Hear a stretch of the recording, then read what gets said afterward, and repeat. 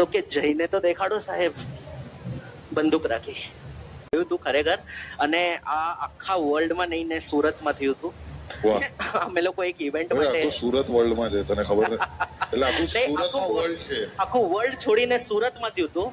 કારણ કે ઓબ્વિયસલી ઘણા બધા કિસ્સા થતા હોય છે, પણ આ મારું ટોપ ઓફ ધ માઇન્ડ આવે છે.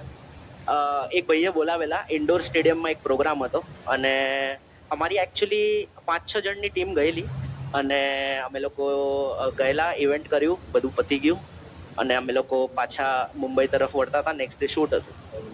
તો પેલા ઓર્ગેનાઇઝર સાહેબ આવ્યા અને બસમાં ચડ્યા. કે સાહેબ એ બહુ જ મોટા ફેન હતા, એટલા મોટા ફેન, અને તમે એમને જુઓ ને તો તમને લાગે શું ક્યુટ માણસ છે, કેટલો મસ્ત છે યાર, આ કેટલું સરસ રિસ્પેક્ટ આપે છે, કેટલું, અને આ દિલથી, એને એક એક ડાયલોગ યાદ છે, સ્ટાર્ટિંગથી બધા એપિસોડ જોયા છે, દિલથી એકદમ ઇમોશનલ ફેન હતો.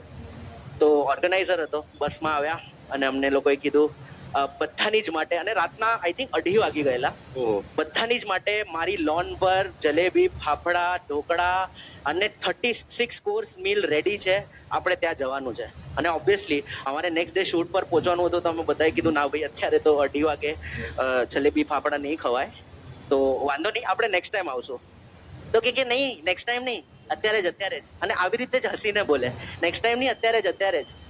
તો અમે પણ હસીને કીધું ના ભાઈ અત્યારે નહીં, નેક્સ્ટ ટાઈમ. તો એ પાછું કે ના નેક્સ્ટ ટાઈમ નહીં, અત્યારે જ.